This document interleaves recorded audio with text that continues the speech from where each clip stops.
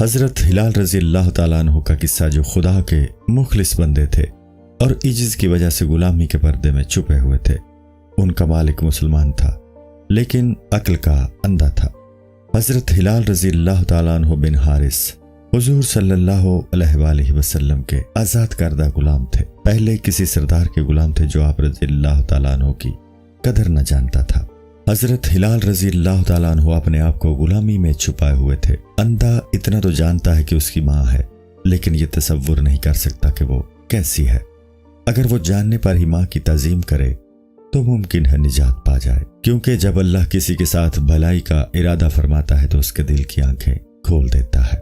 دل کی زندگی کا راستہ حاصل کر، کیونکہ جسم کی زندگی تو صرف حیوانی صفت ہے۔ حضرت ہلال رضی اللہ تعالیٰ عنہ حضرت بلال رضی اللہ تعالیٰ عنہ سے مجاہدوں میں بڑے ہوئے تھے۔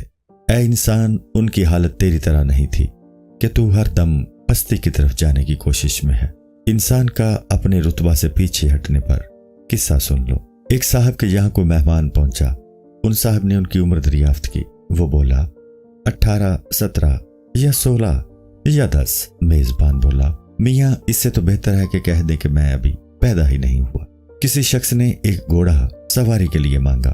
گھوڑے کے مالک نے کہا یہ گھوڑا لے لے۔ وہ بولا یہ گھوڑا نہیں چاہیے۔ مالک نے پوچھا کیوں نہیں چاہیے؟ وہ بولا یہ گھوڑا آگے جانے کی بجائے پیچھے کی طرف چلتا ہے۔ مالک نے کہا تو پھر اس کی دم اپنی منزل کی طرف کر دو، یہ پیچھے کی طرف چلے گا تو تم منزل پر پہنچ جاؤ گے۔ اے دوست، تیرا نفس بھی اس گھوڑے کی طرح ہے۔ یہ ضدی گھوڑا ہے، اس کی شہوت کا رخ دنیا کی طرف ہے۔ اس کا رخ موڑ کر عقبہ کی طرف کر دے، یہ منزل پر پہنچ جائے گا۔ جب تو شہوت کا رخ دنیاوی لذتوں کی طرف سے موڑ دے گا تو پھر وہ شہوت عقل کے راستے سے ابھرے گی۔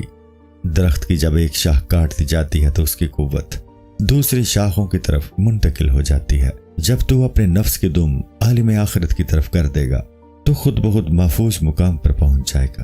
وہ لوگ مبارکباد کے مستحق ہیں جن کے نفوس مراتب طے کرتے جا رہے ہیں۔ حضرت موسیٰ علیہ السلام نے حضرت خضر علیہ السلام کی ملاقات کے سلسلے میں فرمایا تھا، جب تک دو دریاؤں کے ملنے کی جگہ پر نہ پہنچ جائیں گے میں چلنے سے باز نہیں آؤں گا۔ اس طرح سال ہا سال چلتا رہوں گا۔ ان کے جسم کی سیر کا یہ عالم تھا تو روح کی سیر تو کسی اعلیٰ ترین مقام تک ہوگی۔ شاہ سواروں نے اپنے گھوڑے دوڑا دیے، جبکہ احمق معمولی جگہوں پر ڈیرے ڈالے پڑے رہے۔ ایک قافلہ ایک گاؤں میں آیا۔ ایک دروازہ کھلا دیکھا۔ کسی نے کہا کہ سردی بہت زیادہ ہے، کچھ دن یہیں سامان ڈال دیں۔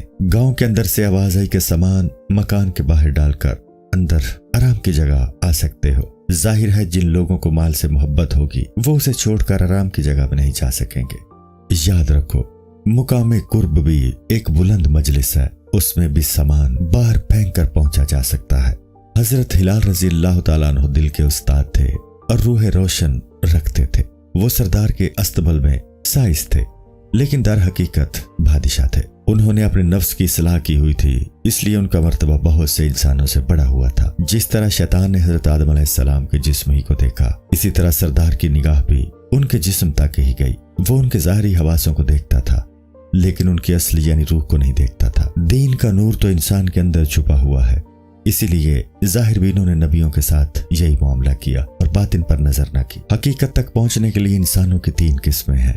مثلا ایک بلند مینارہ پر شہباز ہے، یعنی ایک پرندہ ہے، اس پرندے کے منہ میں ایک بال ہے جو اس پرندے کے لیے مدار حیات ہے۔ کچھ لوگ تو وہ ہیں جن کی نظر صرف مینارے پر پڑتی ہے، کچھ مینارے کے ساتھ پرندے کو بھی دیکھتے ہیں اور کچھ مینارے پرندے کے علاوہ بال کو بھی دیکھتے ہیں۔ انسان کا جسم ایک مینارہ کی طرح ہے، علم اور عبادت پرندے کی طرح اور نور باطن بال کی طرح ہے جو پرندے کے منہ میں ہے۔ ادنا انسان صرف جسم کی طرف توجہ دیتا ہے، اوسط جسم اور علم و عبادت کی طرف بھی دھیان دیتا ہے۔ تیسرا وہ شخص ہے جس کی نظر نور باطن پر ہے، اس کا علم و عمل عارضی نہیں ہوتا بلکہ من جانب اللہ پکا ہوتا ہے۔